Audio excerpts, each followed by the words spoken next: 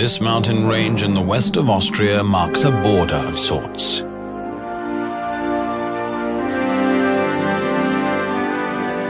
Looking east, the icy peaks of Tyrol spread to the horizon.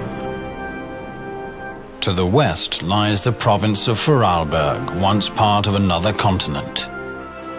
The rivers of this mountain send their waters to oceans far apart, the Black Sea and the North Sea.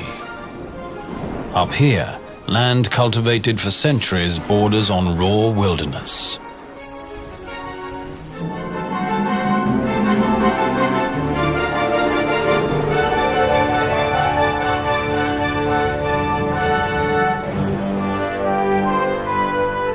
Today, visitors from many countries mix on the Arlberg's powdery slopes. But for the locals, the Arlberg has been a border between contrasting ancient dialects since tribal days.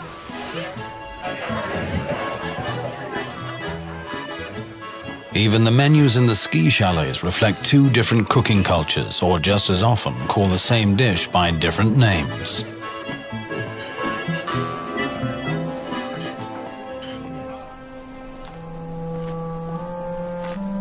However, in a quiet way, the people east and west of the Arlberg still have a lot in common. A joint appreciation of the hidden beauties of their land. A knowledge that the Arlberg is really a hidden paradise.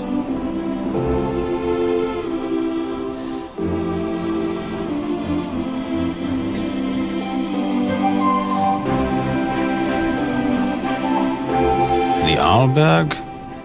Actually, there isn't any particular peak or crest or rock formation of that name. The term Arlberg Pass is a modern invention. The region thus named could be defined by its major villages: St. Anton, St. Christoph, Stuben, Zuers, and Lech. These used to be remote mountain villages, romantically picturesque but of little importance. But in the early 20th century came a dramatic change. The rich and the beautiful discovered this stunning mountain scenery as a perfect winter playground.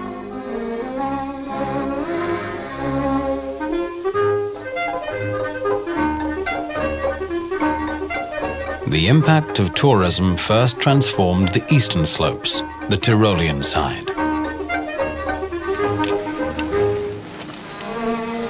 The west, for Arlberg, soon followed suit. The little village of Lech turned into an elegant ski resort.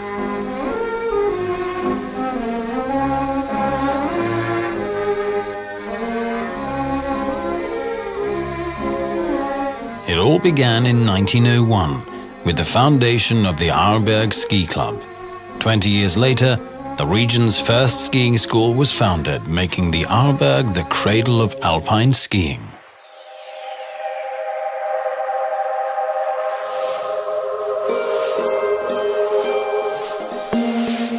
Whether it was laced boots and leather strap bindings, or whether it's high-tech gear, the enthusiasm for skiing has been boundless ever since.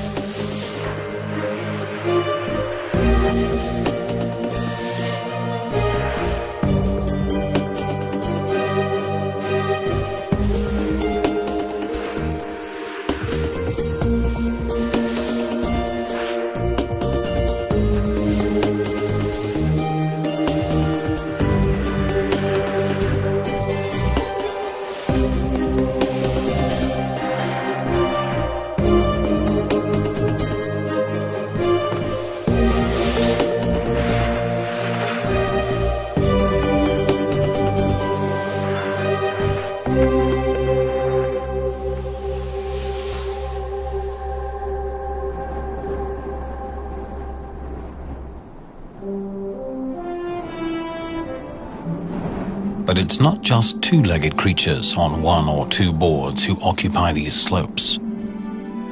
Just over the next ridge from the ski runs, hardly a stone's throw away from the sporting crowds, the wild inhabitants of the mountains are spending the winter. Sheer rocks are not for skiers. They're the domain of chamois and ibex.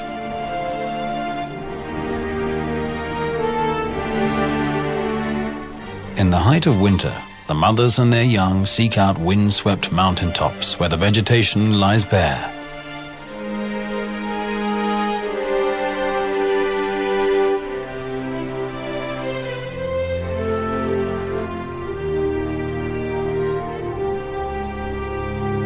In this season, the bucks come to join the flocks of females. The males have a strict and simple hierarchy. The big ones with the big horns dominate the smaller ones.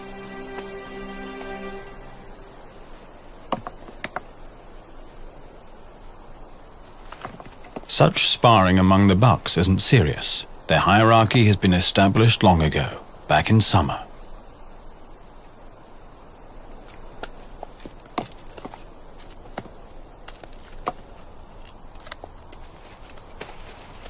If the temperament of two young bucks should ever get out of hand, an older male would quickly intervene.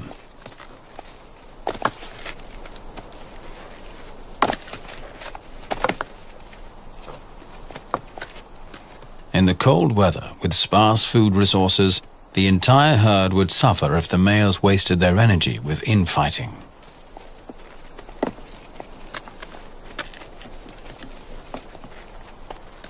Ibex are really a peaceful lot.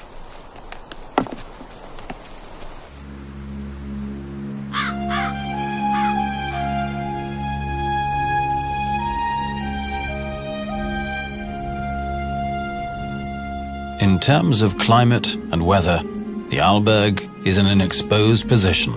Every storm front arriving from the Atlantic is stopped by this barrier.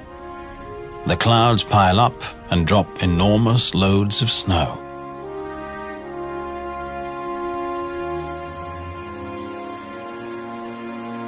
Eurasian siskins spend the cold months in large flocks. Along the timber line they find tree seeds all winter long. Red deer herds prefer sheltered valleys to escape the onslaught of snow.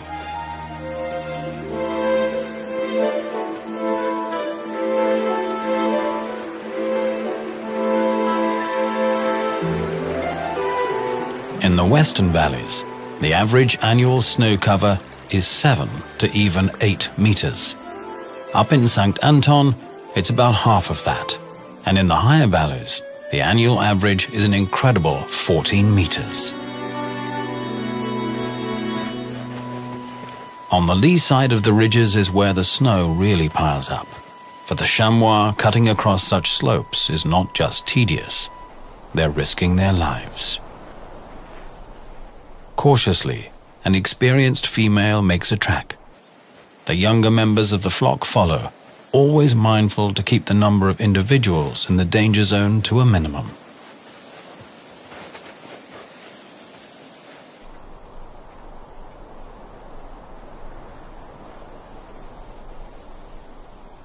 The mother with the smallest kids goes last.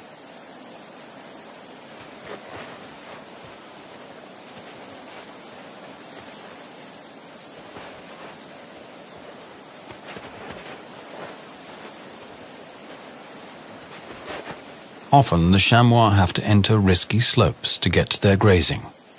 In the old days, mountain farmers took the same risk to get hay for their livestock. Mit weißem Pelz überzieht der Winter die Landschaft. It's the snow that enables the farmers to get the hay on which their livestock depends. Ohne Heu keine Viehzucht.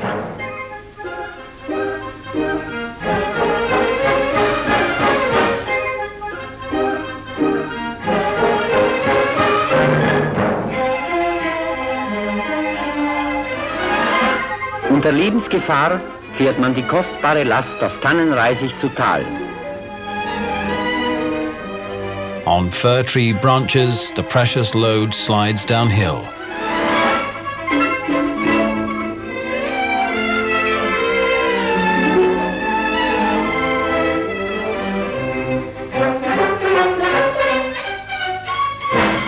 On level ground, the hay is packed on sleds and pulled to the village. Werden die Puren auf Kufen umgeladen. und in das Dorf gezogen.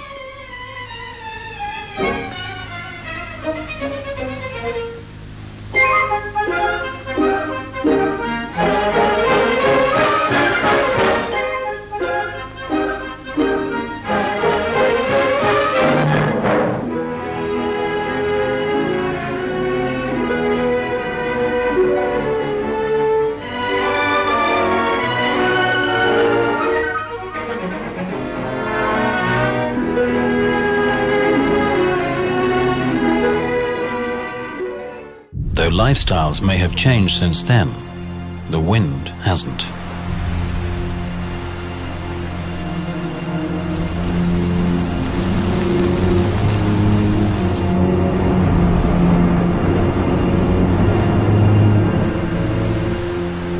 When storm gusts whirl up the snow, they pulverize the brittle snow crystals. The wind blows the snow over long distances, creating a new landscape.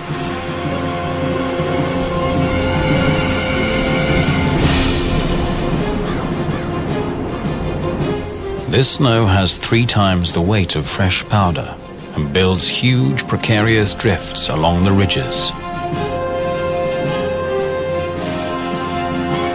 Often, a slight trigger is enough to send tons and tons of snow thundering downhill.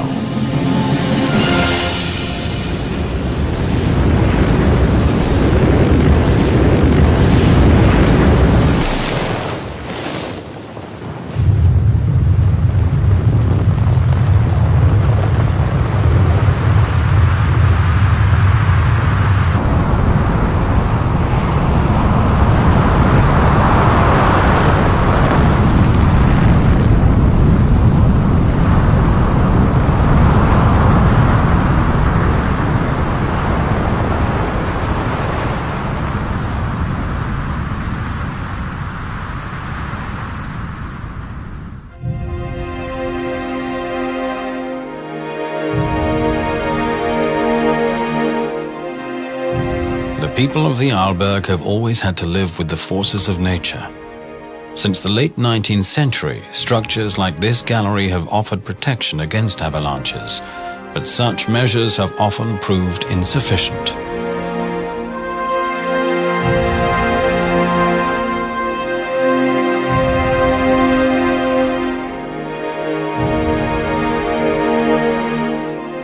In the valleys too, masses of snow have always posed a challenge. In the past, elbow grease was the only remedy. Later, heavy machinery did the job.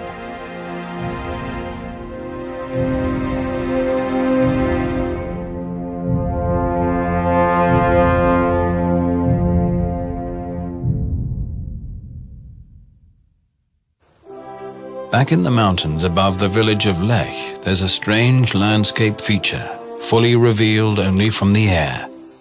Like discarded egg cartons, some 1,000 craters dot the surface.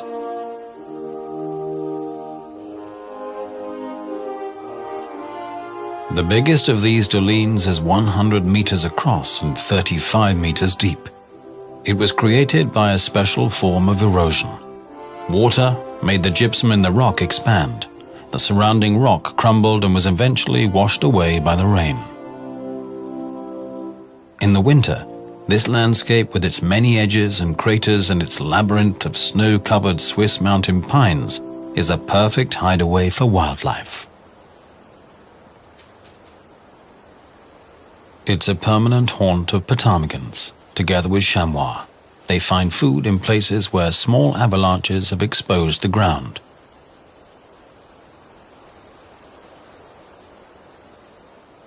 Avalanches, in other words, not only bring destruction and death, but also opportunities.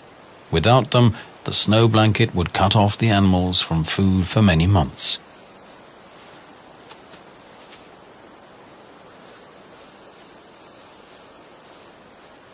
Ptarmigans can make do with very little, digesting even small, tough branches and getting the maximum energy from their frugal diet.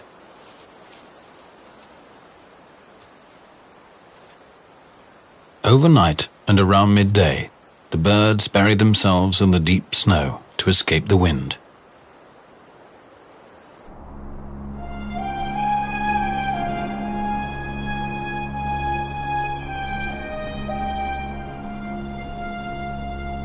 Winter in the mountains can be tough indeed, but when it's really cold and the air is clear, the frosty season displays its full glory.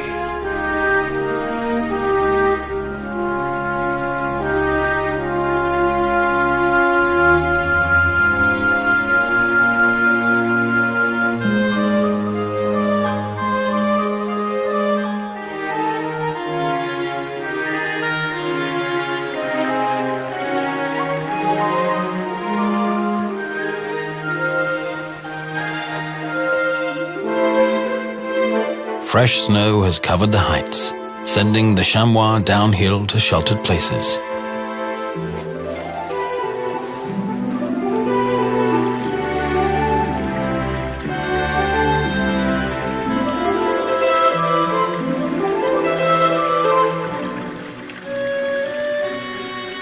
Days are getting longer and the sun is gaining in strength, quickly loosening winter's grip.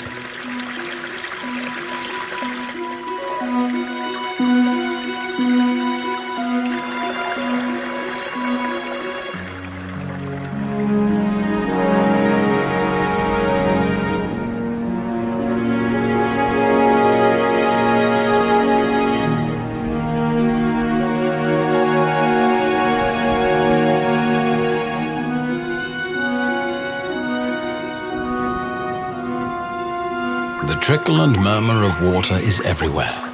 Water and warmth bring to light the first messengers of spring. Snowbells shoot from the thawing ground.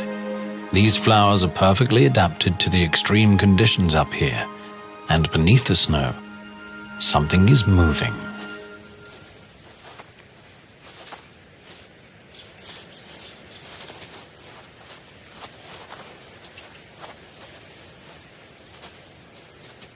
The marmots have awoken from hibernation.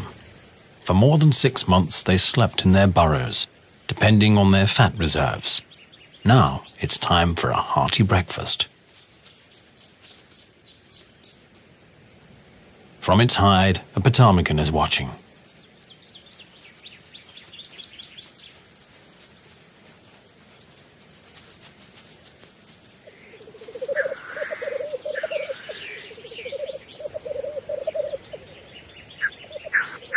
Further down the slope, a black grouse male on a lek is trying to attract females.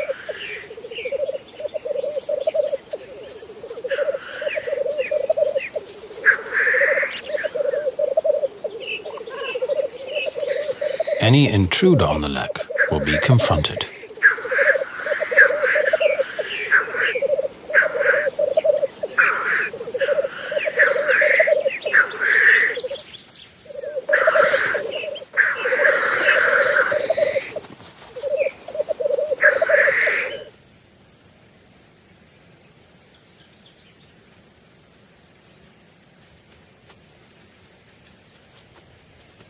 The intruder seems to respect his rival's superior strength.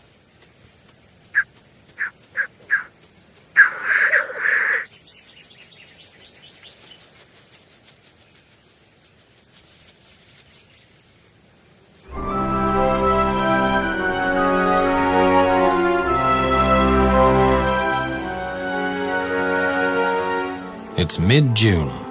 Spring arrives late up here. But now, on clear days, the sun is powerful and quickly melts the last remnants of snow and ice. Small rivulets now turn into powerful torrents. Color is returning to the banks. Alpen roses, crane's bills, and pasque flowers line the mountain streams. But what about the many ski runs? For 70 years, tens of thousands of skiers have been compacting the snow, and for 35 years, more and more artificial snow has been added. The answer is surprising. Above the village of Lech, ski runs have turned into a sea of flowers. Just recently, botanists have counted more than 30 plant species per square meter, including rare protected plants like broad-leafed marsh orchid and the globe flower. All these flowers profit from regular mowing and grazing. In the shade of the forest edge, a rare botanical gem is found, the yellow lady's slipper. Its flower is surrounded by a so-called bract. To get to the nectar, insects squeeze into the bract and can leave it only through one opening. Since dead insects are often found beneath such plants, it was believed that the lady's slipper is a carnivorous plant.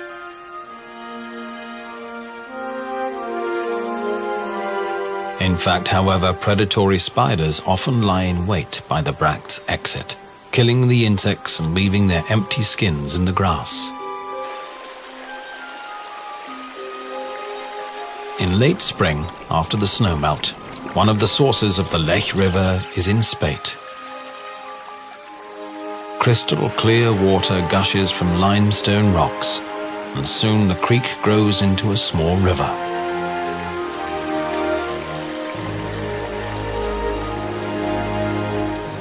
The Lech River has carved a deep canyon into the limestone.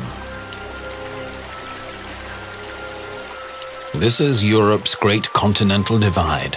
From here, the Lech, Rosanna and Mustal rivers flow towards the Black Sea, while the Flexen, Routes and Bregenz rivers end up in the North Sea. Along the ridges and crests of the Arlberg, it's decided whether a falling raindrop is sent on a long journey east or north.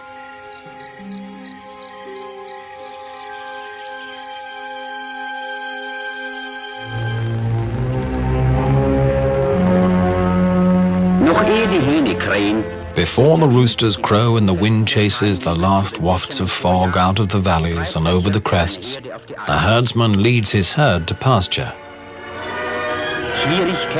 These paths are rough. The cattle have to climb over loose debris.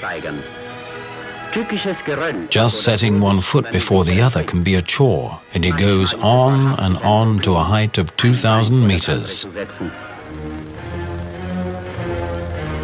Bis in 2000 Meter Höhe führt die beschwerliche Reise. The mountain spring is as refreshing as the clear air up here. Glasklar ist das Wasser und genauso erfrischend wie die reine Luft der Berge.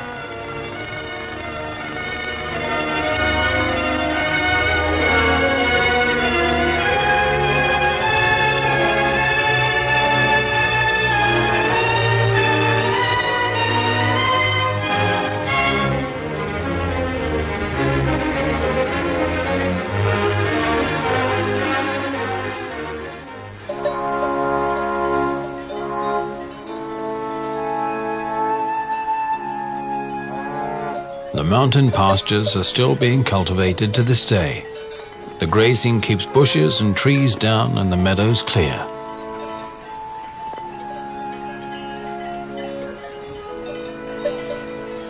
After the high pastures have been grazed, blue flowers begin to dot the slopes.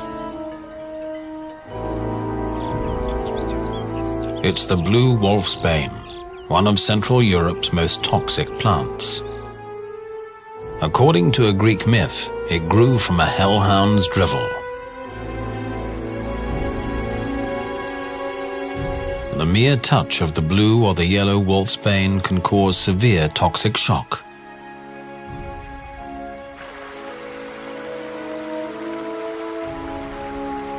The animals seem to be aware of the risk and keep away from it.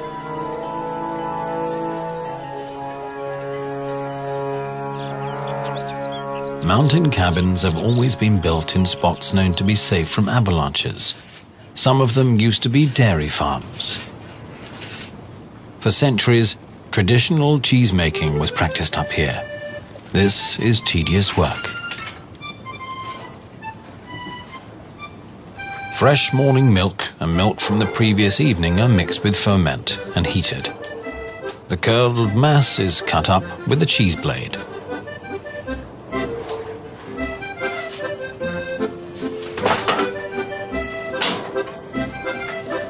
Then the mass is heated again and stirred for several hours.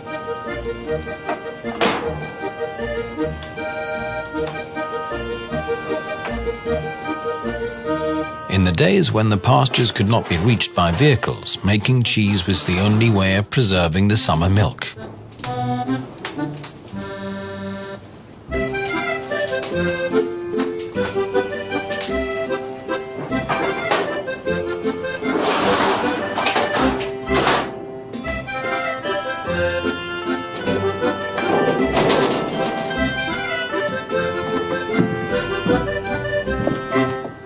The job isn't finished yet. The soft cheese is packed into cloth, pressed, and turned over again and again.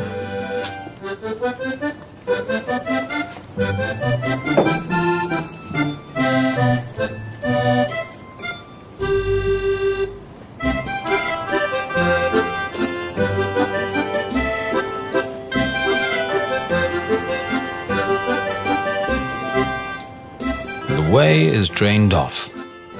Once a loaf has the right consistency, it's immersed in salt water overnight.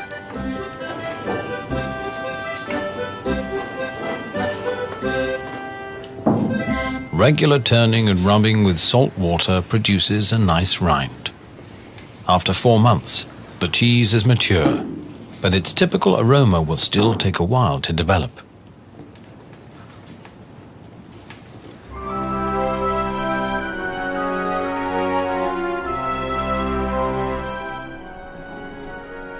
The Arlberg's deep past is full of surprises.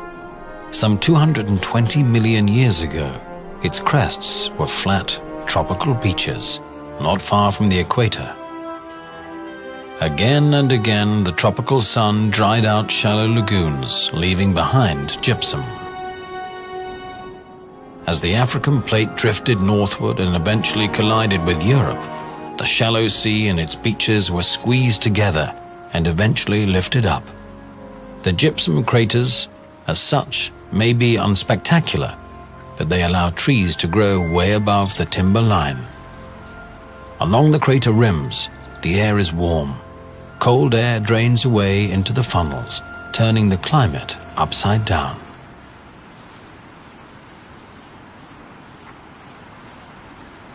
For the marmots, the sunny slopes of these craters are paradise. It's full of hiding places, and the soft ground is easy to dig. The young are out all day now, trying to gain weight.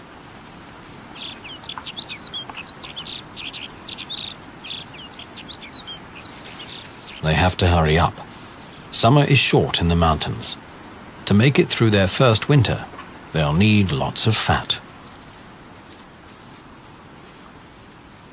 Now that food is plentiful, the marmots can afford to stay close to their tunnels, in case a golden eagle should suddenly appear out of the blue.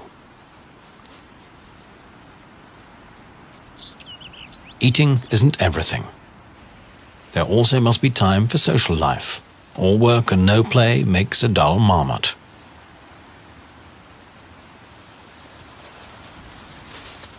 Marmots are natural-born whistleblowers.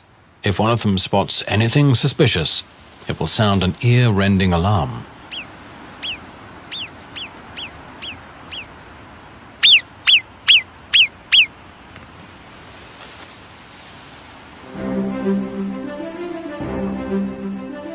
Higher up, a herd of chamois mothers and their kids have gathered.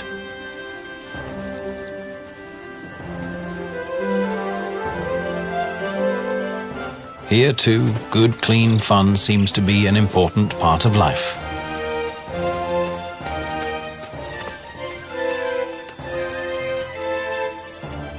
For the little ones, these are vital exercises to prepare them for life in a steep world.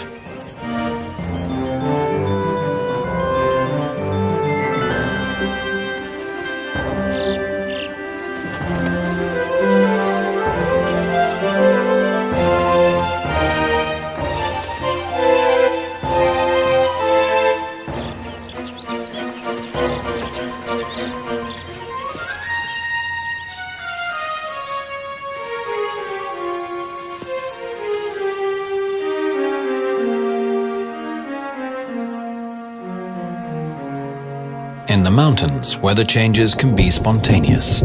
If the wind turns to a northerly or northeasterly, the Arlberg is in for a storm.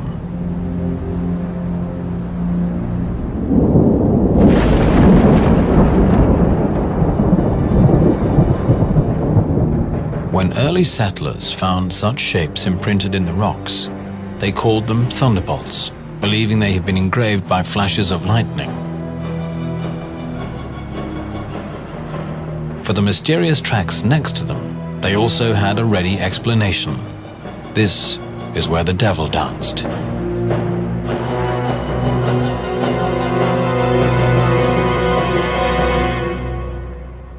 But there are more factual explanations.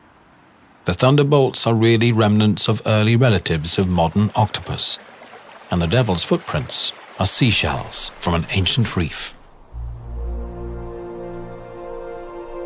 200 million years ago, this was a seafloor. The Thetis, the ancient Mediterranean with its sprawling lagoons, kept changing its shape and size, again and again.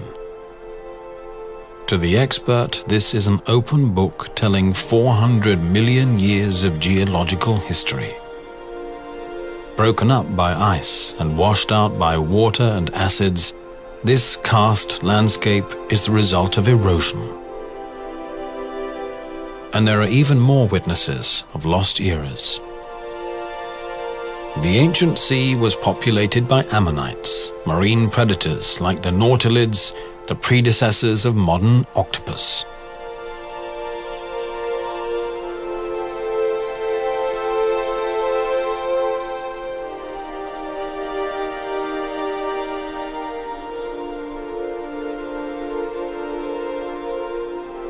These rock formations with their peculiar surface texture are remnants of corals that lived here some 200 million years ago.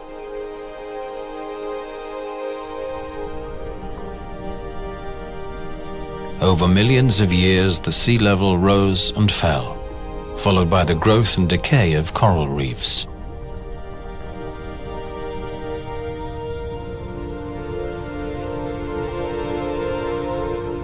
The limestone skeletons of these tiny animals will gradually build up massive reefs.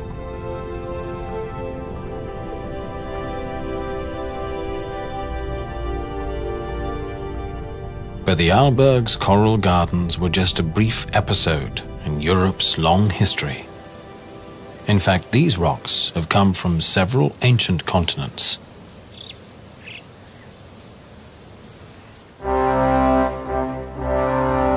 Opposite the so-called Sea of Stone, there's another reminder of long-lost days. The red face. The red face's structure is simple and clear, without complex folds and faults, yet its history is fascinating. The layers at the base consist of the oldest rocks. A vertical climb up the red face is a time journey through more than 100 million years. The red band which inspired the wall's name dates from the era of dinosaurs. Back then, this layer was several hundred meters below the sea. There were strong currents. The iron contained in the sediment reacted with the oxygen in the seawater, dyeing the rock red.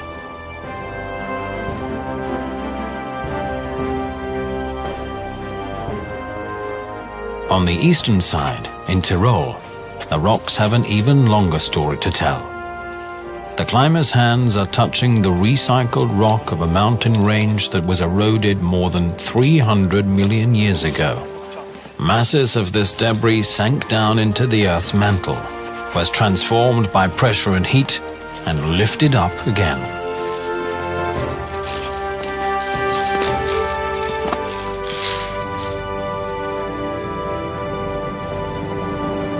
The rocks where ibex are resting today are echoes of ancient continents.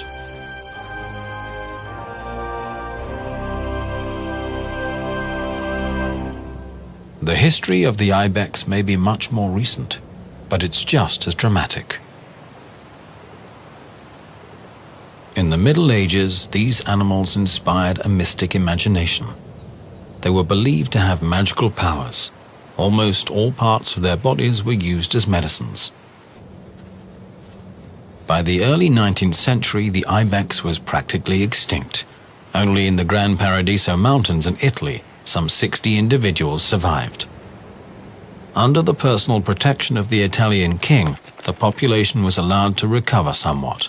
But when Swiss authorities asked for some animals to rebuild a Swiss population, the king declined. Switzerland then sent a group of poachers to kidnap some ibex. Their offspring now numbers 30,000 individuals in the Alps.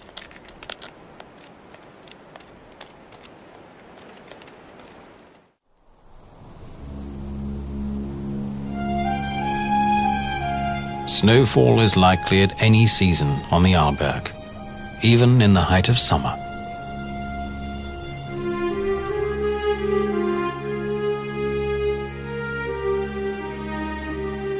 The famous Edelweiss has no problem with a few days of winter in the middle of summer. Its fur is a protection against ice and snow, dry winds and ultraviolet radiation.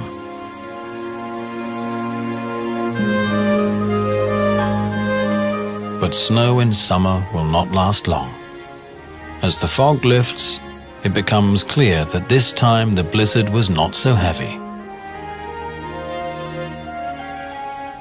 The cattle is unimpressed. The horses too seem to be used to this.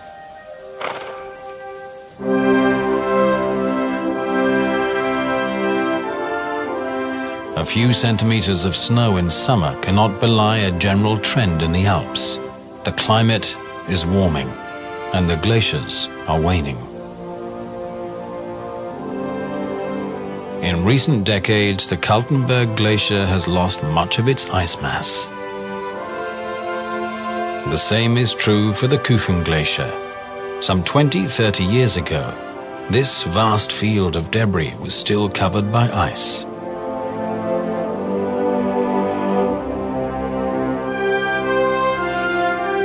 Over the past 25 years, many alpine glaciers have lost almost a third of their volume.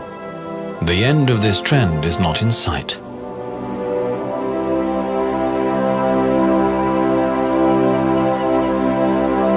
Down on the pastures, the cattle have eaten almost all the grass, leaving only a few big plants like the yellow gentian. Yellow gentian can grow very old, up to 70 years. Its taste is extremely bitter, and it has always been regarded as a medical plant. On the mountain meadows around the former village of Bursteg, it's now time for haymaking.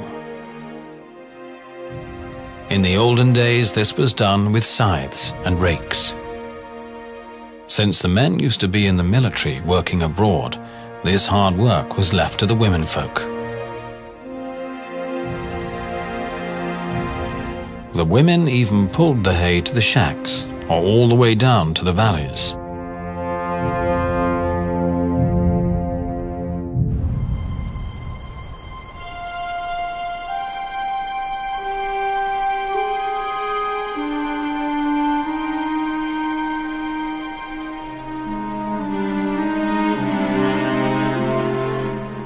There are years when summer seems endless, but then the first night frost transforms the landscape overnight. Fogs roll through the valleys, and the breeze carries an autumn fragrance.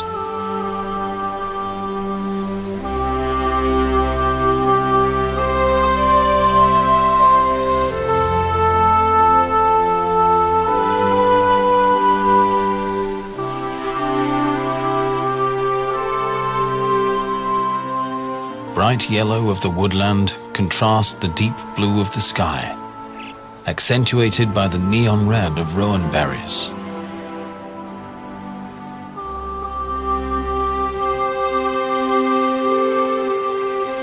In fact, these are not berries at all, but apple-like fruits of the rose family. which is of little concern to the red deer. To them, it's just a juicy snack.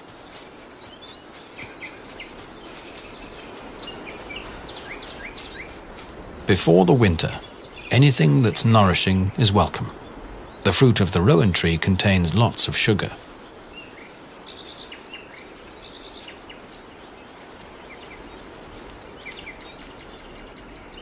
For centuries, these fruit were believed to be poisonous. In fact, however, even humans can eat them when they're cooked.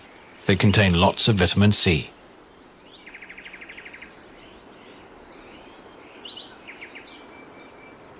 Not only ungulates like red and roe deer appreciate these red fruits.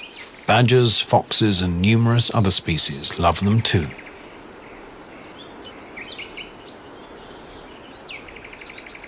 Rowan trees grow along small streams as well as the timberline. Most of the trees are high, too high to reach for most animals.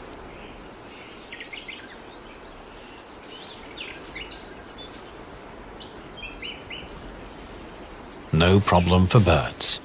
About 60 bird species feed on them. This is how autumn sounds in the mountains.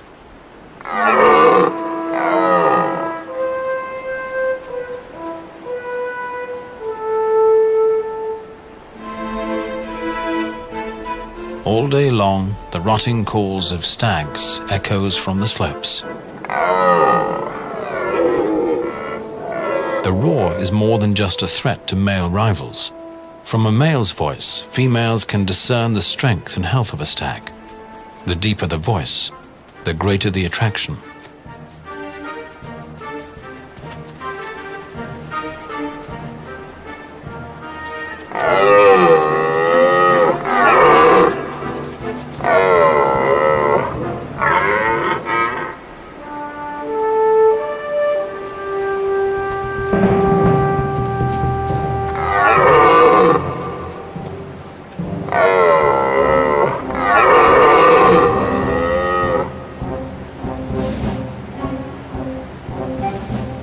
If a young male should intend to approach the harem of a dominant stag, a battle is inevitable.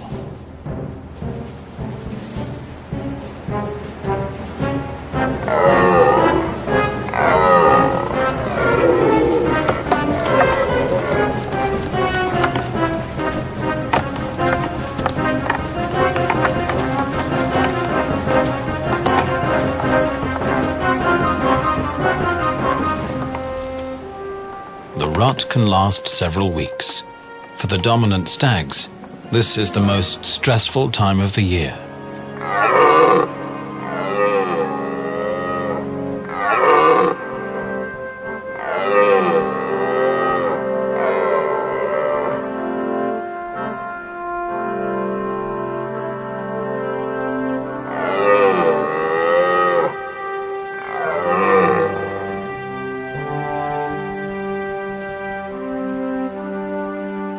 The loser has to go. If he survives the winter, he can have another try next year.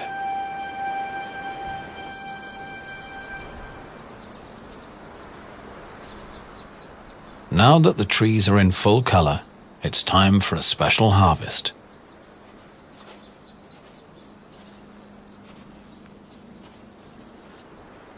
For decades, this gentian plant has withstood all sorts of troubles.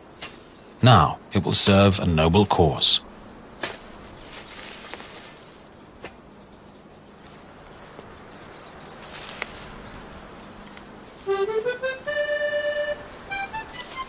This is the stuff the legendary gentian schnapps is made of. Roots of the yellow gentian, not the blue variety as so many tags on stylish bottles suggest.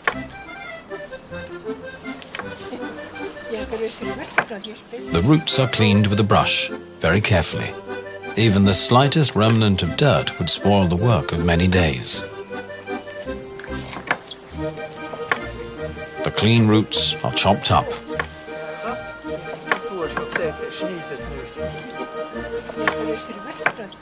They are soaked in warm water, together with some yeast.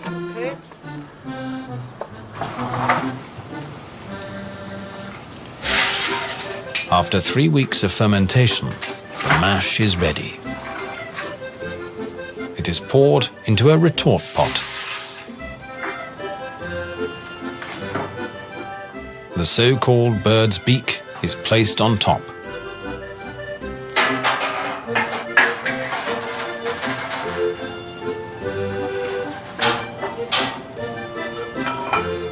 It requires experience to keep the temperature just right.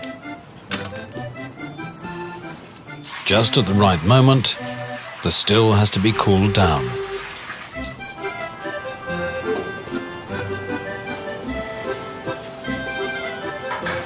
Gentian schnapps is distilled twice. Only then is it fit for consumption. In the Alps, any alcoholic beverage is regarded as medicine. In folk medicine, even the product of the first distilling is used as an ointment.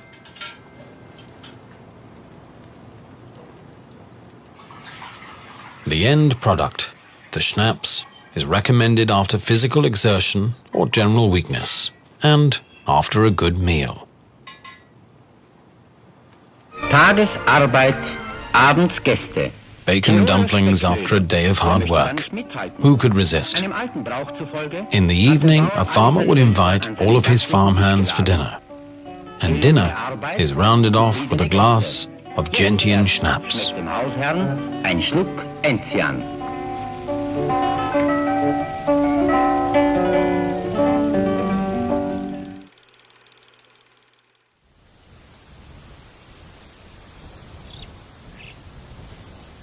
November.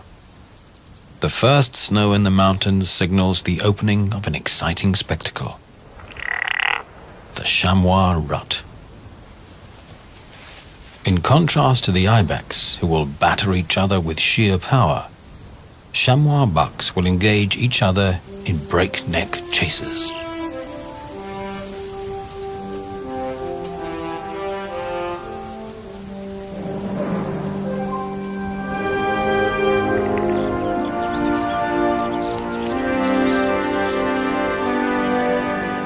The stage is the roughest of terrains.